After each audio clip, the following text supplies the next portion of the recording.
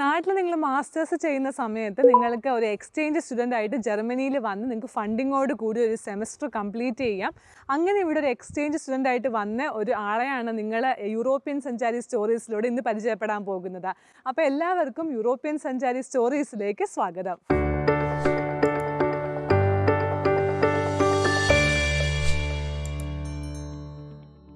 എൻ്റെ പേര് ആഷ്ലിൻ. ഞാൻ നാട്ടിൽ കൊല്ലത്താണ്. ഞാനിപ്പോൾ പോണ്ടിച്ചേരി യൂണിവേഴ്സിറ്റിയിൽ ബിസിനസ് അഡ്മിനിസ്ട്രേഷൻ മാസ്റ്റേഴ്സ് ചെയ്യുവാണ്. അതിൻ്റെ ഇടയ്ക്കാണ് എക്സ്ചേഞ്ച് സ്റ്റുഡൻ്റായിട്ട് ഇവിടെ ജർമ്മനി വന്നത്.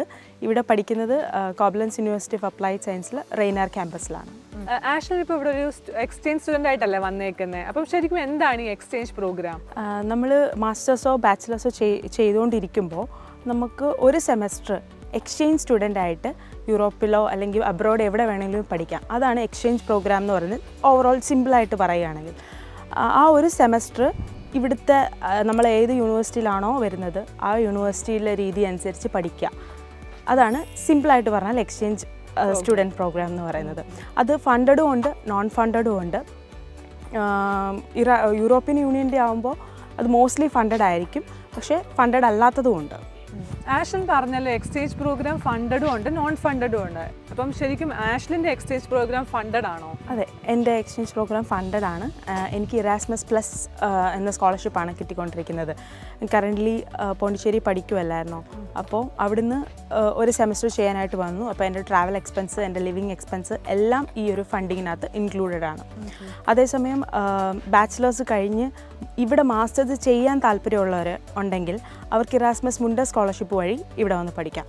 അതിനകത്ത് അവരുടെ ലിവിങ് എക്സ്പെൻസും ഫ്ലൈറ്റ് കോസ്റ്റും എല്ലാം അതിൽ ഇൻക്ലൂഡഡ് ആവും. ഓക്കെ, ആഷ്ലിൻ എങ്ങനെയാണ് ഈ എക്സ്ചേഞ്ച് പ്രോഗ്രാമിനെ പറ്റി അറിഞ്ഞത്? പിന്നെ അതുപോലെ തന്നെ ആർക്കൊക്കെ അപ്ലൈ ചെയ്യാം ഈ പ്രോഗ്രാമിന്? ഞാൻ പോണ്ടിച്ചേരി യൂണിവേഴ്സിറ്റിയിലെ വെബ്സൈറ്റിൽ നോട്ടിഫിക്കേഷൻ വന്നപ്പോഴാണ് ഈ ഒരു പ്രോഗ്രാമിനെ പറ്റി അറിഞ്ഞത്. അങ്ങനെ ഞാൻ അപ്ലൈ ചെയ്തു. അതിൻ്റെ ഒരു ക്രൈറ്റീരിയ ആയിട്ട് വന്നത് minimum 85% cumulative average grade point വേണം, CGPA വേണം എന്നായിരുന്നു. അപ്പം അതായിരുന്നു മെയിൻ ക്രൈറ്റീരിയ നമ്മുടെ പാസ് സെമസ്റ്ററിൽ നിന്ന്. അങ്ങനെയാണ് അപ്ലൈ ചെയ്തത്. അതിൽ ഫസ്റ്റ് ഡിപ്പാർട്ട്മെൻറ്റ് വൈസ് ഇൻ്റർവ്യൂ ഉണ്ടായിരുന്നു. അത് കഴിഞ്ഞിട്ട് ഇവിടുത്തെ ഇൻകമ്മിങ് നമ്മളെ റിസർവ് ചെയ്യുന്ന ഇൻസ്റ്റിറ്റ്യൂഷൻ്റെ ഒരു ഇൻ്റർവ്യൂ ഉണ്ടായിരുന്നു. അത് രണ്ടും കഴിഞ്ഞിട്ടാണ് ഫണ്ടിങ്ങും അക്സെപ്റ്റൻസ് ലെറ്ററും കിട്ടിയത്. കറൻ്റ്ലി ബാച്ചിലർ ലാസ്റ്റ് ഇയറിൽ പഠിക്കുന്ന കുട്ടികൾക്ക് അല്ലെങ്കിൽ മാസ്റ്റേഴ്സിന് തയ്യാറെടുക്കുന്നവർക്ക് ഇവിടുത്തെ ഒരു യൂണിവേഴ്സിറ്റിയിൽ അപ്ലൈ ചെയ്തിട്ട് ഇറാസ്മസിൻ്റെ വെബ്സൈറ്റിൽ ഡാറ്റ് പ്ലസ് അല്ലെങ്കിൽ ഇറാസ്മസ് മുണ്ടസ് സ്കോളർഷിപ്പിൻ്റെ വെബ്സൈറ്റിൽ പോയിട്ട് ആപ്ലിക്കേഷൻ കൊടുക്കാം. അതിൻ്റെ ക്രൈറ്റീരിയ മെയിനായിട്ടും പറയേണ്ടത് ഓവറോൾ ആവറേജ് 85% വേണം എന്നുള്ളതാണ്. പിന്നെ മറ്റ് അക്കാഡമിക് ഡീറ്റെയിൽസും അതാണ് ഫസ്റ്റ് ക്രൈറ്റീരിയ ആയിട്ട് വരുന്നത്. അപ്പം ഡയറക്റ്റ് നമുക്ക് നാട്ടിൽ നിന്ന് ബാച്ചിലേഴ്സ് കഴിഞ്ഞ് ഇവിടെ വന്ന് മാസ്റ്റേഴ്സ് ചെയ്യുമ്പോഴും ഈ ഫണ്ടിങ് നമുക്ക് യൂസ് ചെയ്യാം. നിങ്ങളുടെ യൂണിവേഴ്സിറ്റിയുടെ നോട്ടിഫിക്കേഷൻ വന്നു കഴിഞ്ഞതിന് ശേഷമാണ് ആഷ്ലിന് മനസ്സിലായത് ഇതുപോലെ ഒരു പ്രോഗ്രാം ഉണ്ടെന്നും ഇതിന് താല്പര്യം ഉണ്ടെന്നുള്ള കാര്യം. അപ്പോൾ എങ്ങനെയാണ് യൂണിവേഴ്സിറ്റി അറിയിച്ചത് ആഷ്ലിൻ്റെ താല്പര്യം? നോട്ടിഫിക്കേഷൻ വന്നപ്പോൾ ആദ്യം എക്സ്പ്രഷൻ ഓഫ് ഇൻട്രസ്റ്റ് ഒരു മെയിൽ അയക്കണം നമുക്ക്. അത് കഴിഞ്ഞിട്ട് നമുക്ക് ഫസ്റ്റ് CV, കവർ ലെറ്റർ അങ്ങനെയുള്ള കാര്യങ്ങൾ അയക്കുക, റെസ്യൂമേ. അതിനുശേഷം നമുക്ക് ഞങ്ങളുടെ പോണ്ടിച്ചേരി യൂണിവേഴ്സിറ്റിയിൽ അവരൊരു ഇൻ്റർവ്യൂ നടത്തി. പക്ഷേ ആ ഇൻ്റർവ്യൂ എല്ലാ കോളേജുകളും യൂണിവേഴ്സിറ്റി നടത്തണമെന്നില്ല. It depends on the university. ഞങ്ങൾക്ക് ഒരു ഫസ്റ്റ് പേഴ്സണൽ റൗണ്ട് ഇൻ്റർവ്യൂ ഉണ്ടായിരുന്നു. അത് നമ്മുടെ റെസ്യൂമേയിൽ നിന്നുള്ള ക്വസ്റ്റ്യൻസും സ്ട്രെങ്ത് നോർമലായിട്ടുള്ള ജോബ് ഇൻ്റർവ്യൂ പോലെ തന്നെയുള്ള ഇൻ്റർവ്യൂ ക്വസ്റ്റ്യൻസ് ആയിരുന്നു. അതിനുശേഷം അതിൽ നിന്ന് ഒരു 6 പേരെ അവർ സെലക്ട് ചെയ്തു. ആ 6 പേരിൽ നിന്ന് 2 or 3 പേർക്കാണ് ഫൈനൽ സെലക്ഷൻ കിട്ടുന്നത്. ആ 6 പേരും സെക്കൻഡ് റൗണ്ട് അറ്റൻഡ് ചെയ്തു. സെക്കൻഡ് റൗണ്ടിന് ശേഷം 3 പേർക്ക് സെലക്ഷൻ കിട്ടി. ആ 3 പേർക്കാണ് പിന്നീട് ഫണ്ടിങ്ങും അക്സെപ്റ്റൻസ് ലെറ്ററും ഓഫർ ലെറ്ററും മറ്റെല്ലാം ഏകദേശം 1 മാസത്തിനുള്ളിൽ എല്ലാം കംപ്ലീറ്റ് ആയി. ഇതായിരുന്നു പ്രൊസീജിയേഴ്സ്. 2 റൗണ്ട് ഇൻ്റർവ്യൂ ഉണ്ടായിരുന്നെന്ന് ആഷ്ലിൻ പറഞ്ഞു. ഒന്നാമത്തെ റൗണ്ട് നിങ്ങളുടെ പോണ്ടിച്ചേരി യൂണിവേഴ്സിറ്റി നടത്തി. ഇപ്പോൾ രണ്ടാമത്തെ റൗണ്ട് നടത്തിയത് ആരായി? റിസീവിംഗ് യൂണിവേഴ്സിറ്റി ആണോ അതോ നിങ്ങളുടെ പോണ്ടിച്ചേരി യൂണിവേഴ്സിറ്റി ആണോ? രണ്ടാമത്തെ റൗണ്ട് റിസീവിംഗ് യൂണിവേഴ്സിറ്റി, ജർമ്മനിയിലെ ഇവിടുത്തെ യൂണിവേഴ്സിറ്റിയാണ് നടത്തിയത്. കോബ്ലൻസ് യൂണിവേഴ്സിറ്റിയുടെ റെയ്നാർ ക്യാമ്പസിലെ 2 ഫാക്കൽറ്റി ലെക്ചേഴ്സാണ് ഇൻ്റർവ്യൂ നടത്തിയത്. അത് ഇംഗ്ലീഷിലായിരുന്നോ ജർമ്മനിലായിരുന്നോ? അത് ഫുൾ ഇംഗ്ലീഷിൽ തന്നെ ആയിരുന്നു. പക്ഷേ നമുക്ക് നമ്മൾ ലേൺ ചെയ്ത് തുടങ്ങിയോ എന്നറിയുന്ന ഒരു ടെസ്റ്റ് ഉണ്ട്. ലൈക്ക് ജർമ്മൻ ഒരു ചെറിയ രീതിയിൽ ഇൻക്ലൂഡ് ചെയ്താൽ അതൊരു പ്ലസ് പോയിന്റ് ആണ്. അപ്പോൾ സെക്കൻഡ് റൗണ്ട് ഇൻ്റർവ്യൂ കഴിഞ്ഞു. അത് കഴിഞ്ഞപ്പോൾ അക്സെപ്റ്റ് ആയി എന്ന് എങ്ങനെയാണ് ആഷ്ലിനെ അവർ അറിയിച്ചത്? പിന്നെ അത് കഴിഞ്ഞുള്ള പ്രൊസീജിയേഴ്സ് ഒക്കെ എന്തായിരുന്നു? ഇൻ്റർവ്യൂ കഴിഞ്ഞ് ഒരാഴ്ച കഴിഞ്ഞിട്ട് നമുക്ക് മെയിൽ വന്നു, അക്സെപ്റ്റഡ് ആയി, കൺഗ്രാജുലേറ്റ് ഒക്കെ ചെയ്തിട്ട്. അത് കഴിഞ്ഞ് ഒരു 3-4 ദിവസത്തോടെ കഴിഞ്ഞപ്പോൾ വിസ നമുക്ക് VFSൽ അപ്പോയിൻമെൻറ്റ് എടുക്കണം. അത് ഭയങ്കര ലേറ്റ് ആവുന്നൊരു പ്രൊസീജിയറാണ്. അതുകൊണ്ട് നമ്മൾ സെലക്ട് ആയി എന്നുള്ള ഇത് കിട്ടിയപ്പോൾ തന്നെ ഒരു 2 ദിവസം കഴിഞ്ഞ് തന്നെ ഞാൻ അപ്പോയിൻമെൻറ്റ് എടുത്തു VFSൽ. ആ ഒരു 1 വീക്ക് ബിറ്റ്വീൻ തന്നെ അവർ അക്സെപ്റ്റൻസ് ലെറ്റർ, അക്കോമഡേഷൻ്റെ ഡീറ്റെയിൽസ് അതെല്ലാം ഏകദേശം ഒരു 1 to 2 വീക്സിനുള്ളിൽ തന്നെ ഇവിടുത്തെ റിസീവിങ് യൂണിവേഴ്സിറ്റി എൻ്റെ മെയിലോട്ട് അയച്ചു തന്നു. അപ്പം ഈ ഡോക്യുമെൻറ്റ്സ് ഒക്കെ വെച്ചാണ് വിസ ആപ്ലിക്കേഷന് ഞാൻ പ്രൊസീജിയേഴ്സ് സ്റ്റാർട്ട് ചെയ്തത്. അപ്പോൾ ഈ അക്കോമഡേഷനും അതുപോലെ നിങ്ങൾ ട്രാവൽ എക്സ്പെൻസ് എല്ലാം ഈ സ്കോളർഷിപ്പിൽ നിന്നാണോ ഫണ്ട് ചെയ്യുന്നത്, അതോ നിങ്ങളുടെ യൂണിവേഴ്സിറ്റി ആണോ, എങ്ങനെയാണ് അതിൻ്റെ ഫണ്ടിങ് ഒക്കെ വരുന്നത്? ഫണ്ടിങ് ആക്ച്വലി നമുക്ക് ലിവിങ് എക്സ്പെൻസ് 850 യൂറോസ്, നാട്ടിലെ ഏകദേശം 70,000-ഓളം രൂപ നമുക്ക് മന്ത്ലി എക്സ്പെൻസ് കിട്ടും. അതുപോലെ തന്നെ ഫ്ലൈറ്റ് എക്സ്പെൻസും ഇവർ ഫണ്ട് ചെയ്യുന്നുണ്ട്. അത് നമ്മൾ വരുന്ന രാജ്യം അനുസരിച്ചിരിക്കും. ഇപ്പോൾ ഇന്ത്യയിൽ നിന്നാണെങ്കിൽ 820 യൂറോസാണ്. വേറെ ഒരു രാജ്യമാണെങ്കിൽ അത് നമ്മളുടെ ഡിസ്റ്റൻസ് അനുസരിച്ച് ആ എമൗണ്ട് വ്യത്യാസം വരും, അത് ഫിക്സ്ഡ് അല്ല. പക്ഷേ അത് ഇവിടെ വന്ന ശേഷമേ നമുക്ക് ആ ഫണ്ടിങ് നമ്മുടെ അക്കൗണ്ടിലോട്ട് കിട്ടുള്ളൂ. അതുകൊണ്ട് നമ്മൾ നാട്ടിൽ നിന്ന് വരുമ്പോൾ നമ്മുടെ ഓൺ എക്സ്പെൻസ് ആണ് എടുക്കുന്നത്. വിസ പ്രോസസ്സ് ഏകദേശം ഒരു 10,000 റുപ്പീസ് വരും. ഫ്ലൈറ്റ് എക്സ്പെൻസ്, ടിക്കറ്റ് എടുക്കുന്നത് അതെല്ലാം, പിന്നെ അക്കോമഡേഷൻ്റെ ഒരു ഡെപ്പോസിറ്റും നമ്മൾ ആദ്യം തന്നെ ഇങ്ങോട്ട് അയക്കണം. അക്കോമഡേഷൻ സെറ്റായി കഴിഞ്ഞാൽ തന്നെ ഇങ്ങോട്ട് നമുക്ക് ആ എമൗണ്ട് ഷിഫ്റ്റ് ചെയ്യണം. ആ എമൗണ്ടും ഞാൻ എൻ്റെ കയ്യിൽ നിന്നാണ് എടുത്തത്. അത് ഇവിടെ വന്ന ശേഷം എനിക്ക് ഇവിടുത്തെ ബാങ്ക് അക്കൗണ്ടിലോട്ട് റീഫണ്ടായിട്ട് കിട്ടി. അപ്പോൾ അക്കോമഡേഷൻ ഈ യൂണിവേഴ്സിറ്റിയുടെ തന്നെയാണോ അവർ പ്രൊവൈഡ് ചെയ്യുന്നത്? നിങ്ങളിപ്പോൾ താമസിക്കുന്ന അക്കോമഡേഷൻ നമുക്ക് 3 ഓപ്ഷൻസ് ഉണ്ടായിരുന്നു. ഒന്ന് യൂണിവേഴ്സിറ്റിയുടെ തന്നെ സ്റ്റുഡൻറ്റ് ഡോമിറ്ററി ഹോസ്റ്റൽസ് പോലെ ഉണ്ടായിരുന്നു. അതല്ലാതെ നിയർ ബൈ പ്ലേസസ്, ഇവർക്കറിയാവുന്ന നിയർ ബൈ പ്ലേസസിൽ കുട്ടികൾക്ക് റെൻറ്റിന് കൊടുക്കുന്ന ഹൗസസ് ഉണ്ട്. അതിൻ്റെ ഓപ്ഷൻസും ഉണ്ടായിരുന്നു. അതിൻ്റെ റെൻറ്റിങ്ങും ഡിഫറെൻ്റ് ആണ്, റെൻറ്റ് എമൗണ്ടും ഡിഫറെൻ്റ് ആണ്. അപ്പോൾ അതിൽ നിന്ന് ഞാൻ ചൂസ് ചെയ്തത് സ്റ്റുഡൻറ്റ് ഡോമിറ്ററി ആയിരുന്നു. എനിക്ക് അഫോർഡബിൾ ആയിട്ട് തോന്നി. അങ്ങനെ എനിക്ക് അതാണ് കിട്ടിയത്. അത് നമ്മൾ ചൂസ് ചെയ്യുന്നത് ലേറ്റായി കഴിഞ്ഞാൽ ചിലപ്പം വേറെ ഓപ്ഷൻ നമ്മൾ തന്നെ തിരഞ്ഞെടുക്കേണ്ടി വരും. അതുകൊണ്ട് ഞാൻ ഫസ്റ്റിൽ തന്നെ സ്റ്റുഡൻറ്റ് ഡോമിറ്ററി ഓപ്റ്റ് ചെയ്തു. അപ്പം അതിനുള്ള കാര്യങ്ങൾ അവരും സ്റ്റാർട്ട് ചെയ്തു.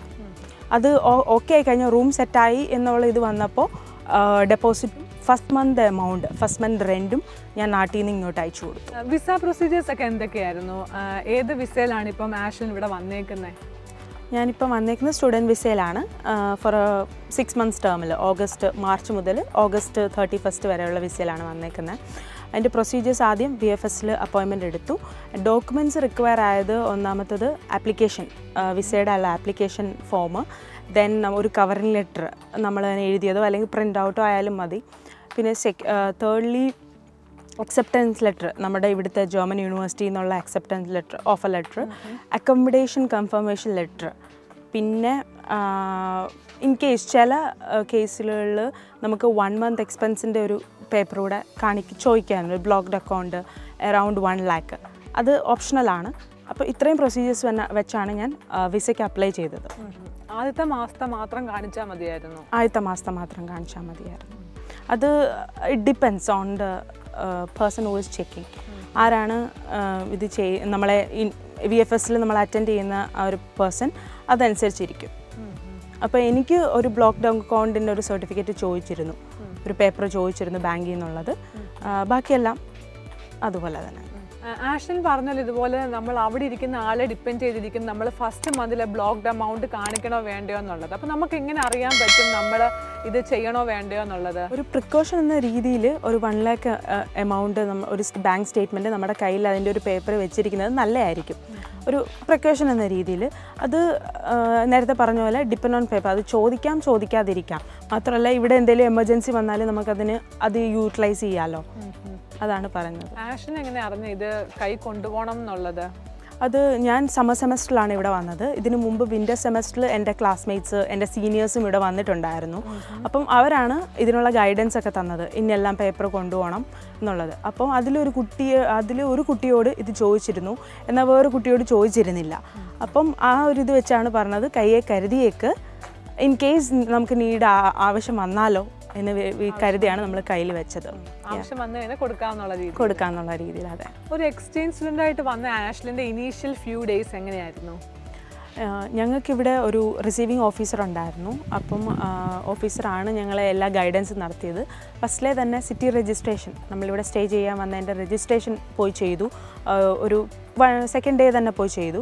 അതിനുശേഷം ബാങ്കിൽ ചെന്ന് ബാങ്ക് ആക്ടിവേറ്റ് ചെയ്തു, കാർഡിനുള്ള ആപ്ലിക്കേഷൻ കൊടുത്തു, ബാങ്ക് കാർഡിനുള്ളത്. അതിനുശേഷം ഞങ്ങൾക്കിവിടെ യൂണിവേഴ്സിറ്റിയിൽ ഒരു 5 day 1 week ഓറിയൻറ്റേഷൻ ക്ലാസ് ഉണ്ടായിരുന്നു. ഇവിടുത്തെ ലേണിംഗ് പ്ലാറ്റ്ഫോംസിനെ പറ്റിയും ഓവറോണ്ട് ക്യാമ്പസ് ടൂർ ഉണ്ടായിരുന്നു. ഓരോ പ്രൊസീജിയേഴ്സ് എങ്ങനെ ഏതാന്നുള്ളത്, പിന്നെ കോഴ്സ് സെലക്ട് ചെയ്യുന്നതിനൊരു ഓവർവ്യൂ തന്നിരുന്നു.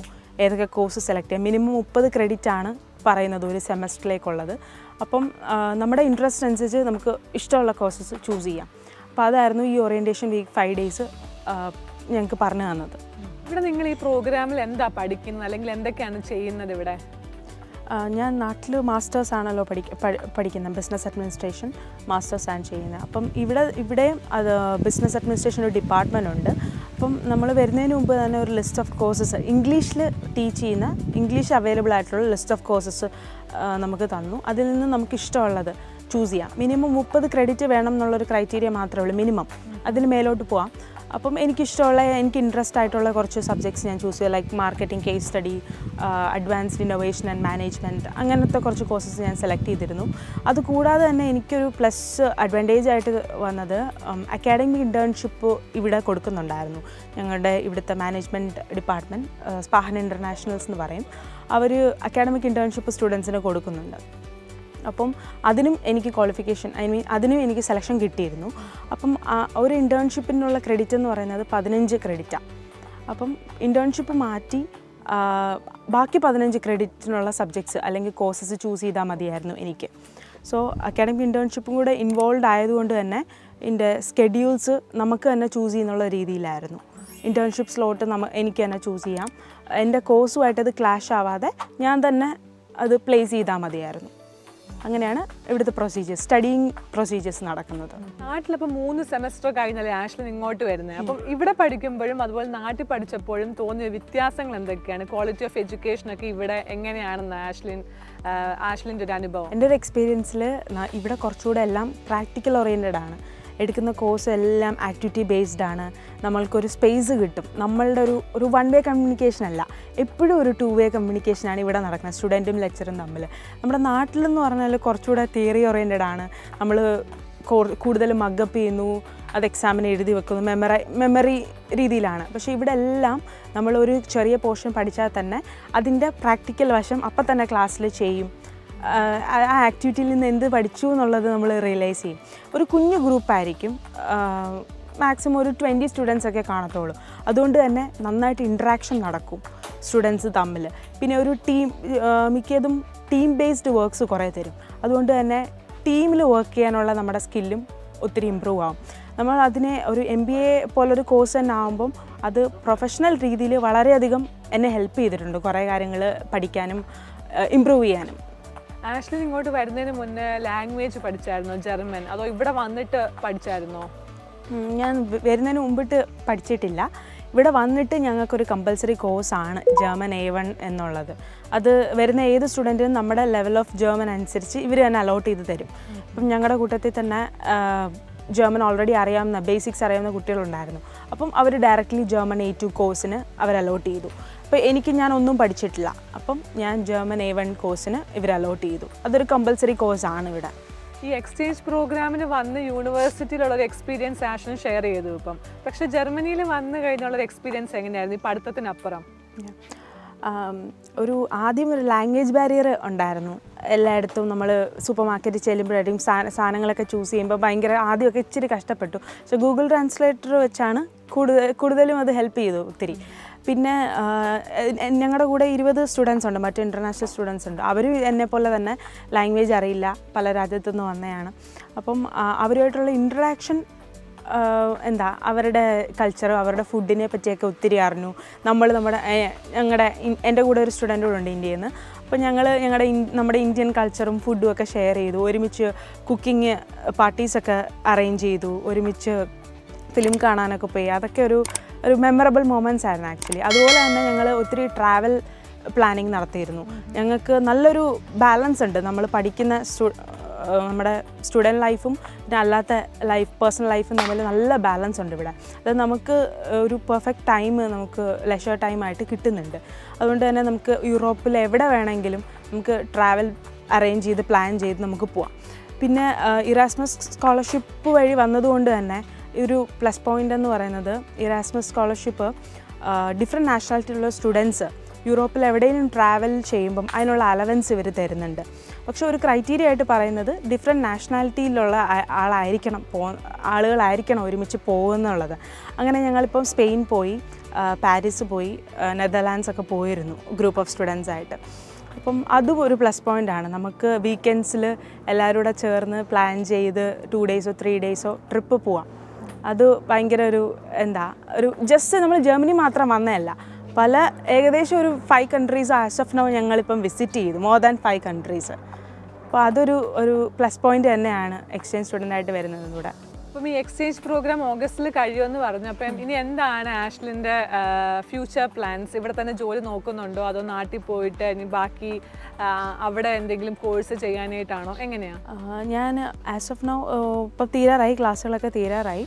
അപ്പോൾ ഞാൻ ഇതിൻ്റെ ഇടയ്ക്ക് ഇൻ്റർവ്യൂസിന് എൻ്റെ CV വെച്ച് ലിങ്ക്ഡിൻ വഴി അപ്ലൈ ചെയ്യുന്നുണ്ട്. ജർമ്മനി ബേസ്ഡുള്ള company, English speaking companies focus ചെയ്ത് സെർച്ചിങ്ങും ആപ്ലിക്കേഷൻ കൊടുക്കുന്നതൊക്കെ ചെയ്യുന്നുണ്ട്. അപ്പം മിക്ക എല്ലായിടത്തും ഒരു ക്രൈറ്റീരിയ ആയിട്ട് ചോദിക്കുന്നത് B2 ലെവൽ ജർമ്മൻ ലാംഗ്വേജ് ആണ്. അപ്പോൾ ആസ് ഓഫ് നൗ ഞാൻ A1 ആണ് കംപ്ലീറ്റ് ചെയ്തേക്കുന്നത്. അപ്പോൾ അതൊരു ചാലഞ്ചിങ് ആയിട്ട് എനിക്ക് തോന്നുന്നു. പക്ഷേ അത് പഠിക്കാനുള്ളൊരു പ്ലാനുണ്ട്. അത് പഠിച്ചു കഴിഞ്ഞാൽ കുറച്ചുകൂടെ ബെനിഫിഷ്യൽ ആവും. അത് ഒരു പ്ലസ് പോയിൻ്റ് തന്നെ ആയിരിക്കും നമ്മൾ ഇൻ്റർവ്യൂ അറ്റൻഡ് ചെയ്യുമ്പോൾ. ഇംഗ്ലീഷ് സ്പീക്കിംഗ് ജോബ്സ് അവൈലബിൾ ആണ്. ഇൻ്റർവ്യൂവും ഇംഗ്ലീഷിലായിരിക്കും എന്നാണ് ഞാൻ കേട്ടിട്ടുള്ളത്. 1-2 ആപ്ലിക്കേഷൻ കൊടുത്തിട്ടുണ്ട്, ഇൻ്റർവ്യൂ വെയിറ്റിംഗിലാണ്. അപ്പം ഒരു എക്സ്ചേഞ്ച് സ്റ്റുഡൻ്റ് ആയിട്ട് നിൽക്കുമ്പം എന്താണ് ഇനി വരാൻ പോകുന്ന ആൾക്കാരോട് ആഷ്ലിന് കൊടുക്കാനുള്ള ഒരു ടിപ്പ്? ഫസ്റ്റ് എന്ന് പറഞ്ഞാൽ ഇവിടുത്തെ ക്ലൈമറ്റാണ്. ഞാൻ വന്ന സമയം മാർച്ചായിരുന്നു. സമ്മർ സെമസ്റ്റർ എക്സ്പെക്റ്റ് ചെയ്താണ് വന്നത്. പക്ഷേ വന്ന ടൈമിൽ ഇവിടെ അറൗണ്ട് 10 ഡിഗ്രി ആയിരുന്നു ക്ലൈമറ്റിൻ്റെ ടെമ്പറേച്ചർ. ഭയങ്കര തണുപ്പായിരുന്നു. അപ്പം സമ്മർ സെമസ്റ്റർ ആയാലും വിൻ്റർ സെമസ്റ്റർ ആയാലും ഒരു ജാക്കറ്റ് അല്ലെങ്കിൽ ഒരു സെറ്റ് ഷർട്ട് അങ്ങനെ എന്തെങ്കിലും കരുതുക. അത് ജർമ്മനി എന്നല്ല, യൂറോപ്പ് എവിടെ വന്നാലും. കാരണം അത് ഭയങ്കര ഡൈനാമിക്കാണ് ഇവിടുത്തെ ക്ലൈമാറ്റിക് ടെമ്പറേച്ചേഴ്സ് എന്ന് പറയുന്നത്. അതാണ് ഒരു ടിപ്പായിട്ട് പറയാനുള്ളത്. പിന്നെ ലാംഗ്വേജ് അഡീഷണൽ ആയിട്ട് പഠിച്ചിട്ട് വരാമെങ്കിൽ അതൊരു പ്ലസ് പോയിൻ്റ് തന്നെ ആയിരിക്കും. കുറച്ചുകൂടെ നിങ്ങളെ ഹെൽപ്പ് ചെയ്യും കാര്യങ്ങൾ എക്സ്പ്ലോർ ചെയ്യാനും ജർമ്മൻസുമായിട്ട് ഇൻട്രാക്ട് ചെയ്യാനും. കാരണം ഇവിടെ ഇംഗ്ലീഷ് കൂടുതലും സ്റ്റുഡൻസിനായിരിക്കും അറിയാവുന്നത്. എൽഡർലി പീപ്പിളിന് മോസ്റ്റ്ലി ജർമ്മനാണ് അറിയാവുന്നത്. സോ അത് രണ്ടുമാണ് എനിക്ക് പറയാനുള്ള 2 ടിപ്സ്. എന്താണ് എക്സ്ചേഞ്ച് പ്രോഗ്രാം? നിങ്ങൾ മാസ്റ്റേഴ്സ് നാട്ടിൽ ചെയ്യുമ്പോഴത്തേന് എങ്ങനെ എക്സ്ചേഞ്ച് പ്രോഗ്രാമിലൂടെ ജർമ്മനിയിൽ വന്ന് നിങ്ങൾക്കൊരു സെമസ്റ്റർ കംപ്ലീറ്റ് ചെയ്യാന്നുള്ള കാര്യങ്ങളാണ് ആഷ്ലിൻ നമ്മളോട് പറഞ്ഞത്. അതുപോലെ ആഷ്ലിൻ്റെ എക്സ്പീരിയൻസും ഷെയർ ചെയ്തത്. അപ്പോൾ ഒരുപാട് താങ്ക്സ് ഉണ്ട് ആഷ്ലിൻ നമ്മുടെ വ്യൂവേഴ്സിന് വേണ്ടി ആഷ്ലിൻ്റെ എക്സ്പീരിയൻസ് ഷെയർ ചെയ്തതിൽ. Thank you. അതുപോലെ ഈ വീഡിയോ നിങ്ങൾക്ക് എല്ലാവർക്കും യൂസ്ഫുൾ ആയെന്ന് വിചാരിക്കുന്നു. ഈ വീഡിയോ ഇഷ്ടമാവുകയാണെങ്കിൽ തീർച്ചയായും വീഡിയോ ലൈക്ക് ചെയ്യുക. അതുപോലെ നിങ്ങളുടെ അഭിപ്രായം കമൻറ്റിലൂടെ പറയുക. ഞങ്ങളുടെ വീഡിയോസ് എല്ലാം ഇഷ്ടമാവുന്നുണ്ടെങ്കിൽ ചാനൽ സബ്സ്ക്രൈബ് ചെയ്യുക. അപ്പോൾ അടുത്ത വീഡിയോയിൽ കാണാം. അതുവരെ എല്ലാവർക്കും ടേക്ക് കെയർ. Bye bye.